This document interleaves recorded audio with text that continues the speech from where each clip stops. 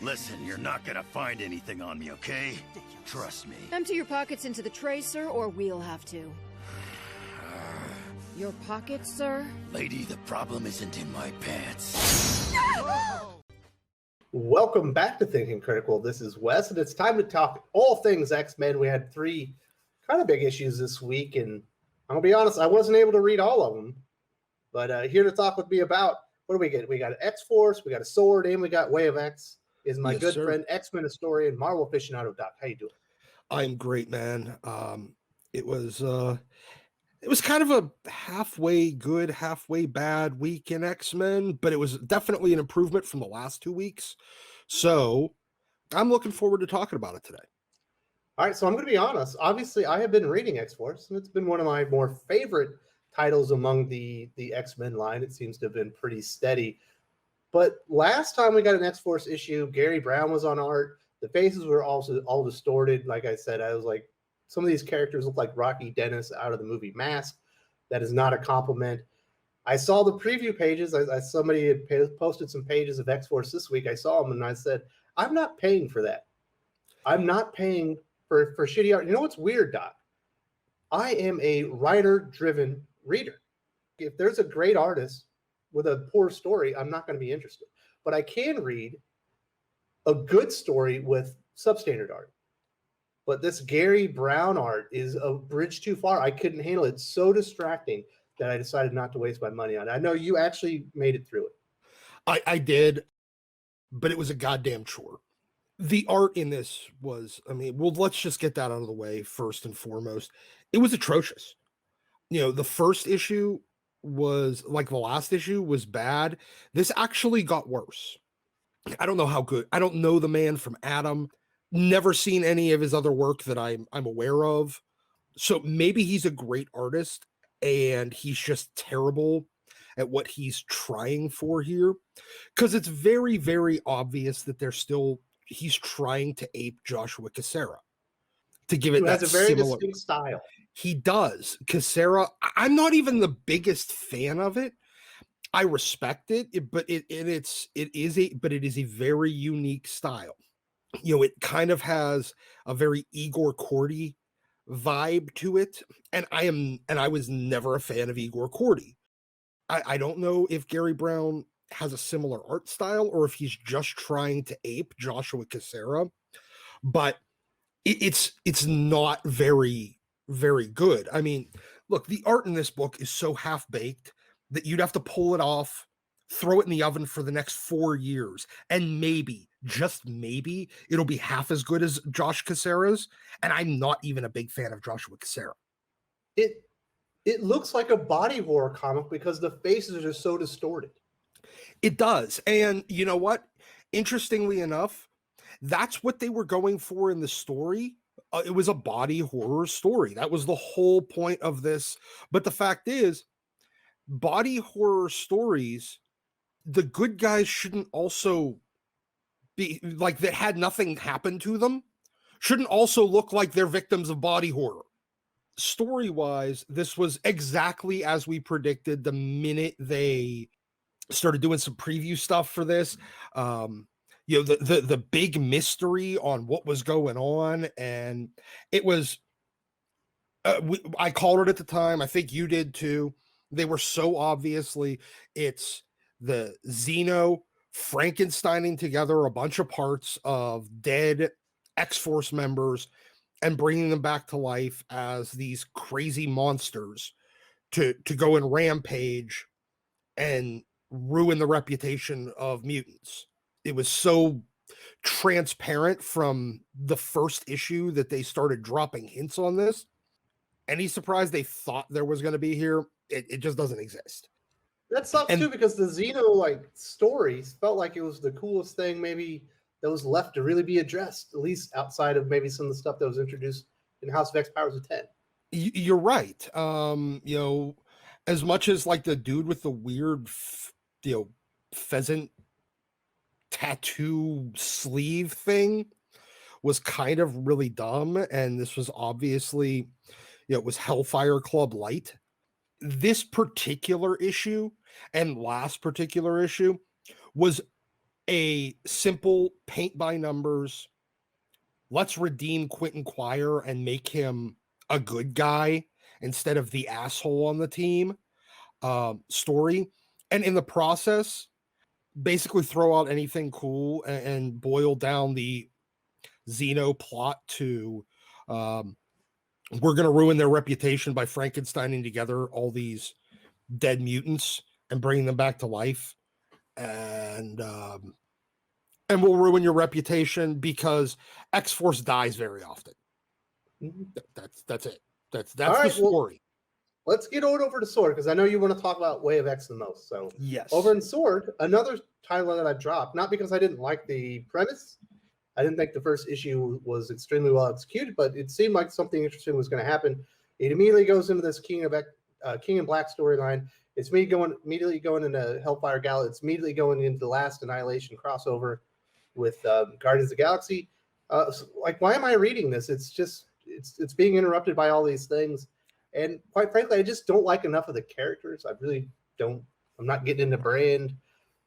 There's a few other characters in there I don't really like, so I'm like, why waste my money there either? So I didn't read Sword. What'd you think of Sword? It was okay. I mean, it was the first issue of Sword that was actually just like the moving the plot forward on Sword. I remember you and Joe did a review of issue 1. It's essentially a double-sized issue 0, and then issues 1, 2 through 4 were just, you know, they would be normally the spin-off miniseries from King in Black. So we finally get to what would essentially be the first actual issue of plot for Sword. And all it was let's make fun of Fabian Cortez. I'm not a huge fan of Abigail Brand. I don't really see the appeal of her. I haven't liked her since Joss Whedon created her in Astonishing X-Men. And this really hasn't helped at all. Yes, she's playing. Okay, so in the regular X books, you have Xavier and Magneto out there playing Earth politics with the UN and US and Russia and all that stuff. This book is basically Abigail Brand playing space politics with a bunch of like that snark war thing that nobody gave a shit about. The talking about connecting into the, what is it? The utopian Kree. I guess that's the new current Kree empire after Empire. And I don't really care about any of this shit. I want to know why the goddamn mutants are doing space stuff. Instead, I get a bunch of crap about the King in Black. I get a bunch of nonsense about space politics with cosmic, races that I don't give a shit about. I want to know why the X-Men are going to space and why they need a bunch of people that can teleport their ship someplace. That's it. And we haven't gotten any development on that at all. I mean, that's what they set up in that issue 0, number 1. None of that is developed at all. And while it was an interesting issue to some degree, because it was actually its own issue for once, they didn't really do anything with it. They didn't advance the plot. All it did was lead up to, I guarantee that this was basically teaser tissue for its crossover into that Guardians of the Galaxy Annihilation event, because that's most of what it was. Yes, we're getting Fabian Cortez kind of getting shit on a little again by Magneto for no apparent reason. I mean, look, yes, the guy's an asshole. We've always known that. Nothing here is terribly interesting. We haven't gotten a lot of development on that. I want to know why they're doing this. Why even have him involved if all they're going to do is crap on him? But we are, I guess, getting to see some of the cracks in the mutant society where they're not actually all in it together because Fabian is obviously getting pushed to become a quote unquote bad guy again. Doesn't sound all that interesting. I'm glad I skipped it, Doc. All right, let's talk about the one issue that I did review here on the channel. I'm conflicted about it. The issue itself is good. It's interesting. It feels like it's setting up something cool, but there's this thing in the back of my mind that says rather than unique character or exploration that probably sheds a new light on Krakoa from Nightcrawler's perspective, I feel like we're going to get straight up character assassination to where he takes Nightcrawler, and that's kind of the down and dirty on how I feel about it. How do you feel? I'm leaning towards about the same way. I mean, but I think that if he goes forward with what it seems like he might go forward with, it's not just going to be character assassination, it's character nuclear annihilation. Like it's character unexistence. There will be nothing about Nightcrawler left that is true to his history. You do bring up a good point, though. They're addressing some of the things that have been kind of weighing over Krakoa in general, and the whole Dawn of X, Reign of X era, because it really addressed how terrible, from a moral standpoint, the mutants have become. As a result, I mean, this is pretty much exactly what I called, in addition to the fact that Resurrection removes all stakes. It actually removes all the stakes character-wise and moral-wise as well, because you can just, I mean, it's like playing an open-ended video game where you could be good, where you could go and, like playing Grand Theft Auto, where you can decide, I'm going to just go slaughter everybody, but as long as I don't save, I can just reboot and start over and nothing mattered. Because nothing matters here either.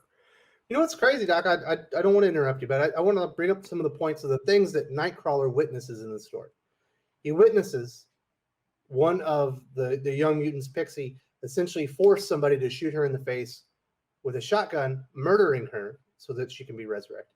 He witnesses Magneto killing a mutant in the Crucible who's lost, and he obviously murders her right in front of Nightcrawler. He witnesses people treating Magneto after his speech like, I don't know, like he's the Messiah or something. Like he's the second coming. And he also witnesses mutants worshiping at the feet, essentially, of the Five. Yeah. He was witnessing some very crazy stuff on here. And for the character that Nightcrawler is, seeing those things, it should horrify him. And he should almost reject what's happening on Krakoa. But he says, I can find nothing morally... I can find nothing wrong with what the mutants are doing in the emerging culture, even no matter how savage it is. I mean, I understand the point I think that Cy Spurrier was trying to make there, but putting it if he was going to put it in the mouth of Nightcrawler, he worded it so poorly.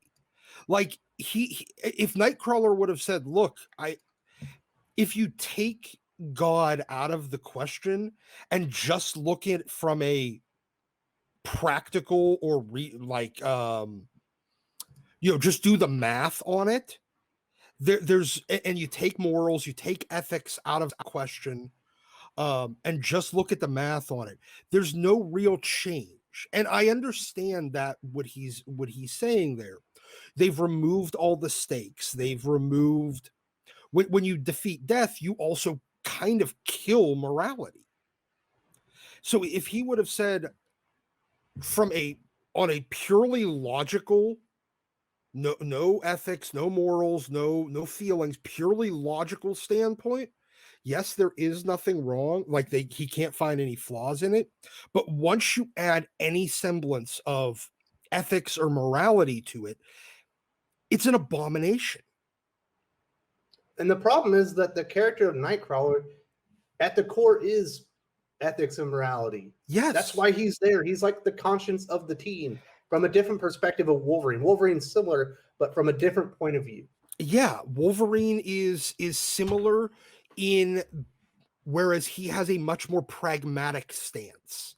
And that was one of the reasons why Wolverine and Nightcrawler worked so well as friends, as like kind of a buddy cop type feeling, because you have both of them are testing the other. They're always pushing back and forth, with Wolverine's pragmatism and Nightcrawler's objective morality. That's the essence of it, and they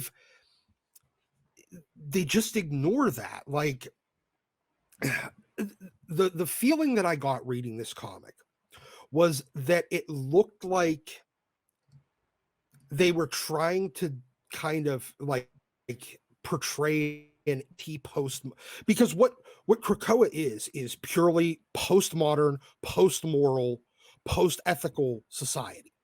And Cy Spurrier was kind of going for an anti-postmodern for the most part, by having Nightcrawler be somewhat repulsed by it, but torn on it. Like, when looking at it from an objective point of view, yes, I can't see any flaws, but so he's kind of going for like an anti-postmodernism, but it is pure postmodernism, masquerading as anti-postmodernism, primarily because the whole question he's asking throughout this book is, how does morality change when death is no longer a factor? I mean, that's obviously the question that he's asking. Well, Magneto almost says specifically, you and I are above death now. Yeah. The rules of your faith no longer apply to us. Yes. We're on like a higher state of being.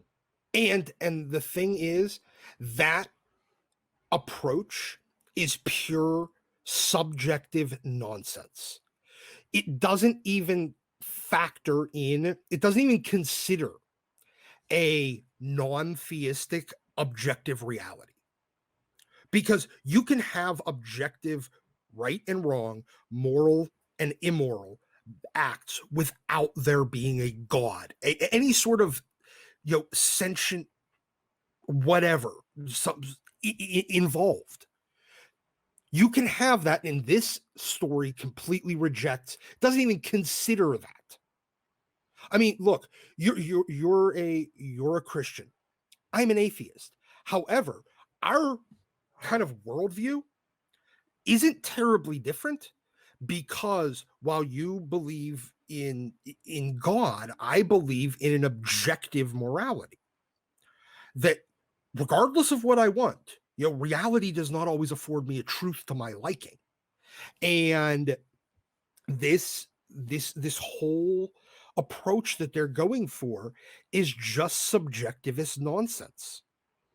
Well, and it goes against everything that Nightcrawler stands for and believes in. Yeah. This could be very interesting if he opens his eyes and maybe Legion, is still in those kernels of truth that add to him. He has to finally accept what he's witnessing on Krakoa, reconcile it with his own morality and his own faith, and come to a conclusion that what he's seeing is essentially evil. If this was Nightcrawler of even 10 years ago, after this one day on Krakoa and witnessing what he experienced in this 24-hour span, he would have left Krakoa and said, this is fucking evil. And he wouldn't have set foot on that island again until he came up with, okay, he wants to create a religion. I understand that. Because yes, there is something to say about, once you've defeated death, how does that change and what is the guidance for why you should I'm you not know even certain follow. that they have defeated death. No, neither am They're I. just being cloned, and it Yeah. feels like they're being altered when they're brought back, like Yeah. they're missing their souls or something. Yeah, I know. But even let's assume that they actually are coming back and blah blah blah. He can come up with all he has to do is a non-theistic objective morality that has nothing to do with God or mortality. It doesn't need to involve an afterlife or anything like that. It can be from a purely this makes society better, this makes society worse approach. Well, I think we'll disagree on that one, but I think we both know what Simon Spurrier is going to do. Nightcrawler, despite witnessing all this evil in firsthand that go against everything that he believes in, is going to accept it, say this is the way, and create the way of X, and the commandments of the mutants, and and buy into it. Wholesale. Yeah, it wouldn't shock me at all, because it's Cy Spurrier, and I have no faith in it. Now, on the issue of Legion being this boogeyman for the whole book, it's Cy Spurrier. It's the minute he was announced for this book, I should have known it's got to be a bunch of Legion nonsense, because hey, he failed at making Legion into a viable book once when he did X-Men Legacy Volume 2. So, and it's 21st Century Marvel, so of course you have to give him the same book again to fail at again. This could be amazing. This could be enlightening, and it really could shed some light on Krakoa and make some sense out of all this. But I don't think that's going to happen. I'm anticipating that it ends up being wholesale character assassination, where they essentially destroy Nightcrawler and everything anyone has done to get to the character where he is today. Yeah, that's just the way I believe it. I agree, and I mean, from my perspective, you need to have a Nightcrawler. Whether he wants to not believe in God or not, he needs to. His character believes that there is objective morality, and even a post-religious Nightcrawler would do so believing, you don't need necessarily even a God figure to determine or administer what is, right and wrong. Right is right, wrong is wrong, God or no God. Yeah, well, I think a post-religion Nightcrawler would be an abomination in and of himself, because that's essentially what the foundation of the character is. But we'll just agree to disagree on that one, Doc. All right.